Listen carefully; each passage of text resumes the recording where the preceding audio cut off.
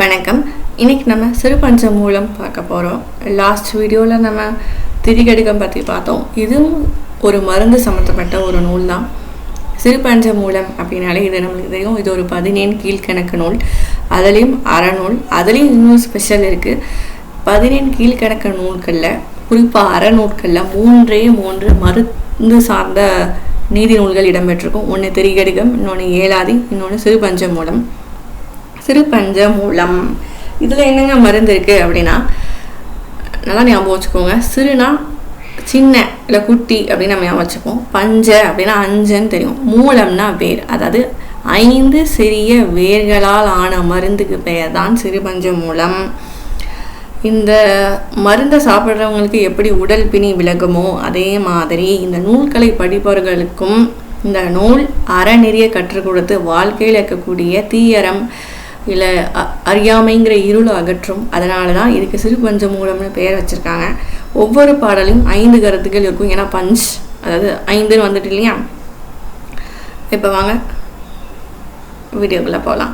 சிறுபஞ்சமூலம் இது 17 கீழ்கணக்கு நூல்களில் ஒன்று. மனித வாழ்க்கைக்கு தேவையான அறநெறிகளையும் ஒழுக்கங்களையும் எடுத்துரைக்கும் நீதி நூல். இது தெரியும். சங்கம் மருவிய காலத்தில், அதாவது இருண்ட காலம்னு சொல்லப்படுற அந்த டைமில் எழுதப்பட்டது தான் இந்த 17 கீழ்கணக்கு நூல்கள். இதில் மேக்சிமம் அறம் சார்ந்த கருத்துக்கள் தான் வலியுறுத்தப்பட்டிருக்கு. அறம் தேவை அப்படின்னு உணர்ந்த புலவரன்மார்கள் தான் அறம் சார்ந்த நூல்களை இயற்றியிருக்காங்க. இவருடைய ஆசிரியர் காரியாசான். இவருடைய காலம் கிபி 5ஆம் நூற்றாண்டு. சொன்னோம் இல்லையா, சங்கமறிவ காலத்தில் தான் இந்த நீதி நூல்கள் தோன்றே இருக்கு. கிபி 5ஆம் நூற்றாண்டு. இந்த அளவுக்கு இயர்ஸ்லாம் கேட்டது கிடையாது. ஸோ வாங்க ஆசிரியர் பேரை மட்டும் ஞாபகம் வச்சுக்கோங்க. நிறைய தடவை கேட்டிருக்காங்க. காரியாசான். சிறுபஞ்சமூலம் காரியாசான். இதில் காரிங்கிறது அவருடைய இயற்பெயர், ஆசான்கிறது அவருடைய குடிப்பெயர்னு சொல்கிறாங்க. ஸோ காரி இயற்பெயர் ஞாபகம் வச்சுக்கோங்க. மொத்த பாடல்கள் 97 வெண்பாக்கள். நல்லா ஞாபகம் வச்சுக்கோங்க. பஞ்சமூலம் சிறுபஞ்சமூலத்தில் 97 வெண்பாக்கள், கடவுள் வாழ்த்துடன் சேர்த்து 98. இதில் என்ன சொல்லியிருக்காங்க அப்படின்னா, நீதி மற்றும் ஒழுக்க நெறிகளை வலியுறுத்துகிறாங்க. இது ஒரு அறநூல். சமண சமயத்தை சார்ந்தது. ஆசிரியர் காரியாசான் சமண சமயத்தை சார்ந்தவர். சரிங்களா. அதே மாதிரி சிறுபஞ்சமூலம்க்கு பெயர்காரம் நிறைய தடவை கேட்டிருக்காங்க. சிறுனா சிறிய, பஞ்சனா 5, மூலம்னா வேர். மூலம்னா என்ன, வேர். பஞ்சமூலம்னா என்ன, 5 வேர்னு ப்ரீவியஸ் கொஸ்டினில் கேட்டிருக்காங்க. ஸோ இது கண்டிப்பாக நீங்கள் எழுதி படிக்க வேண்டிய ஒரு பாடப்பகுதி. சித்த மருத்துவத்தில் இந்த கண்டங்கத்திரி, சிறுவழுதுணை, சிறுமல்லி, பெருமல்லி, நெருஞ்சி ஆகிய 5 சிறிய மூலிகைகளின் வேர்கள் சேர்ந்து மனிதனின் உடல் நோயை தீர்க்கின்றன. அதுபோல சிறுபஞ்சமூலத்தின் ஒவ்வொரு பாடலிலும் அமைந்துள்ள 5 அறக்கருத்துகள் மனிதனின் மனநோயை போக்கி நல்வழிப்படுத்துகின்றன.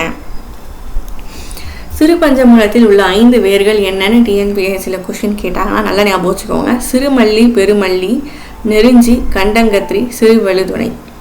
ஒரு 6 மூலிகையை போட்டு இதில் எந்த 5 மூலிகைன்னு கொஸ்டின் கேட்டிருக்காங்க. ஸோ 5 நல்லா படிச்சுக்கோங்க. சிறுமல்லி, பெருமல்லி, சிறுவழுதுணை, கண்டங்கத்திரி, நெருஞ்சி.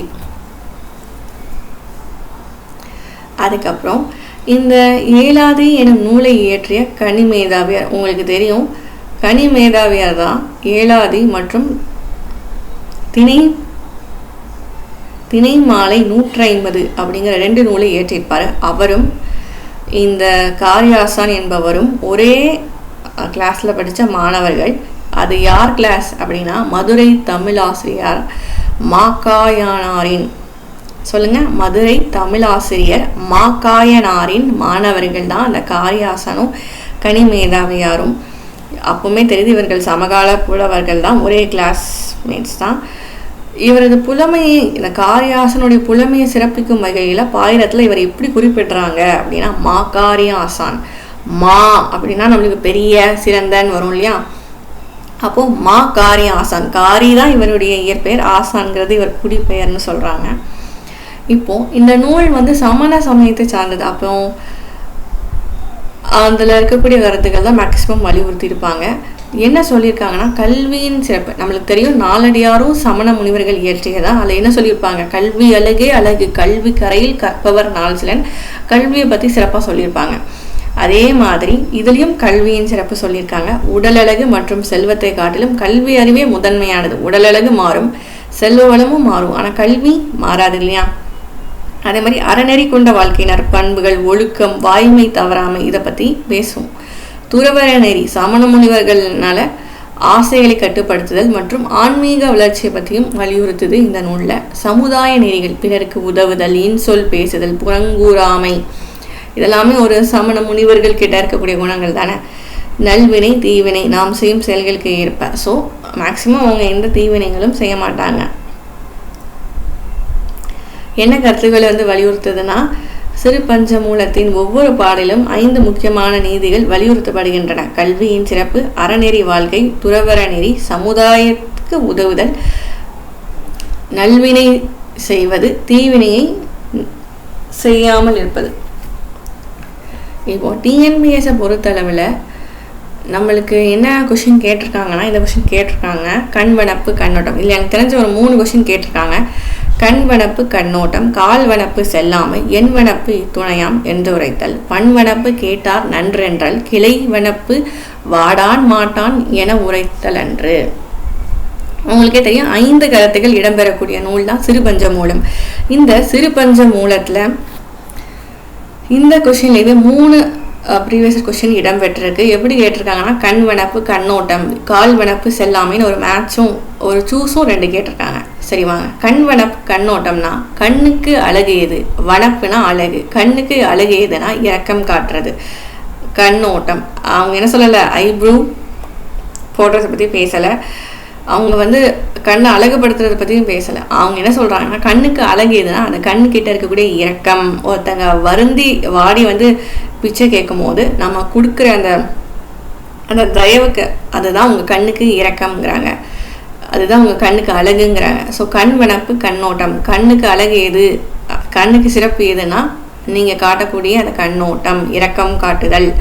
2வது கால் வனப்பு என்னது, காலுக்கு அழகு எது அப்படின்னா, எனக்கு இது வேணும் அது வேணும்னு பிறர்கிட்ட இருந்து, அதாவது பிச்சை கேட்டு போகாமல் இருத்தல். எனக்கு இந்த பொருள் வேணும் அந்த பொருள் வேணும்னு யார்கிட்டும் இரவாமை. காலுக்கு அழகு எது, பிறரிடம் பிச்சை கேட்டு செல்லாதிருத்தல். எண்வனப்பு இத்துணையாம். அதே மாதிரி பண்வனப்பு கேட்டார் நன்றென்றல். பண்ணுனா இசை, நம்ம அந்த பாடல் அந்த இசையை கேட்டவங்க நன்றி என பாராட்டுதல் தான் இசைக்கும் அந்த அழகு. அதே மாதிரி கிளை வனப்பு எதுன்னா சுற்றத்தாருக்கு அழகு எது, கிளைனா உறவினர், சுற்றத்தாருக்கு எது அழகுதுன்னா வறுமையால் வாடும்போது அவங்க தவறாமல் உதவி செய்கிறது, முடியாது அப்படிங்கிற வார்த்தையை சொல்லாமல் தவறாமல் உதவி செய்கிறது தான் சுற்றத்தாருக்கு அழகு. அதே மாதிரி எண் வனப்பு, அதை மிஸ் பண்ணிட்டேன், எண் வனப்பு இத்துணையாம் என்று உரைத்தல். எண் வனப்பு அப்படின்னா நம்ம ஒரு ஆராய்ச்சிக்கு அழகு எது அப்படின்னா முடிவை, அதோடைய ரிசல்ட்டை உறுதிபட கூறுதல். எண் வனப்பு இத்துணையாம், இதுதான் அப்படின்னு ரிசல்ட்டை சொல்றது எண் வனப்பு இத்துணையாம். கண்வனப்பு கண்ணோட்டம், கால்வனப்பு செல்லாமை, எண் வனப்பு இத்துணையாம் என்றுரைத்தல், பண்வனப்பு கேட்டார் நன்றென்றல். ஒரு இசையை கேட்குறாங்க நல்லா இருக்குன்னு சொல்றது அந்த இசைக்கு அழகு. அதே மாதிரி கிளை வனப்பு வாடான் மாட்டான் என உரைத்தல் அன்று. கிளைனா உறவினர்கள், உறவினர்களுக்கு எது அழகு, வறுமையால் வாடும்போது உதவ முடியாதுன்னு கூறாமல் இருக்கதே அழகு.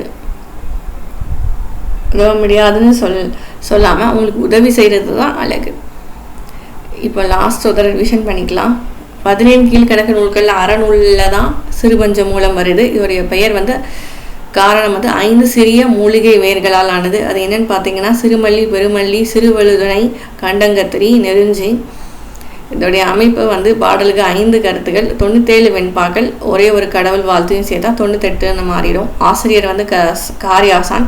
இவருடைய சமயம் கண்டிப்பாக கொஷினில் கேட்டிருக்காங்க. சமண சமயத்தை சார்ந்தவர். 4 அடியாரை இயற்றியதும் சமண முனிவர்கள் தான். ஆசிரியர் பெயர்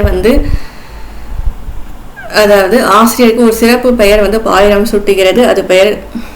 அது பெயர் மா காரியாசன். ஆசிரியரின் ஆசிரியர் மதுரை மா காயனார். இவருக்கு இன்னொரு ஸ்டூடெண்ட்டும் இருக்காரு. அவர் தான் நம்ம 7வது இயற்றிய கனிமேதாவியார். 7வது படிக்கும் போதும் பார்ப்போம். இதில் என்னென்ன எதிர்பார்க்கப்படலாம் அப்படின்னா, சிறுபஞ்சமூலத்தின் நூலின் ஆசிரியர் யாருன்னு ஆல்ரெடி ப்ரீவியஸ் கொஸ்டின் கேட்டுட்டாங்க, காரியாசன். சிறுபஞ்சமூலம் என்பதில் மூலம் என்பதன் பொருள் வேர். இதையும் கேட்டிருக்காங்க. சிறுபஞ்ச மூலத்தில் குறிப்பிடப்படும் 5 மருத்துவ வேர்கள் யாவைனா ஞாபகப்படுத்தி பாருங்க. சிறுமல்லி, பெருமல்லி, சிறு வழுதுணை, நெருஞ்சி, கண்டங்கத்திரி. ஸோ இந்த 5 பொருட்கள்லாம் இதையும் ப்ரீவியஸ் கொஸ்டினில் எப்படி கேட்டிருக்காங்கன்னா 6 மூலிகை கொடுத்து அதில் எந்த 5 மூலிகைன்னு கேட்டிருக்காங்க. காரியாசனம் கனி மேதாவிடம் யாருடைய மாணாக்கர்கள் நம்ம படிச்சிருப்போம். தேப்போ மீனாட்சி சுந்தரனுடைய மாணவர் தான் ஊவேசா. அதே மாதிரி அவருக்கு ஒரு கிளாஸ்மேட்டும் இருப்பார் இல்லையா. இங்கேயும் மதுரை மாக்காயனாருடைய ஸ்டூடெண்ட்ஸ் தான் யாரு, காரியாசானும் கனி மேதாவியாரும். கண் வனப்பு கண்ணோட்டம் என்று தொடங்கும் பாடலை இயற்றியவர் யாருன்னு கேட்டாங்கன்னா காரியாசான். கண் வனப்பு கண்ணோட்டம் என்னும் பாடல் இடம்பெறும் நூல்னு கேட்பாங்க. இடம் போடுவீங்க. 5 கருத்துக்கள் வரக்கூடியனால இது சிறுபஞ்ச மூலம்னு ஞாபகம் வச்சுக்கோங்க. அவ்வளோதான். நன்றி, வணக்கம்.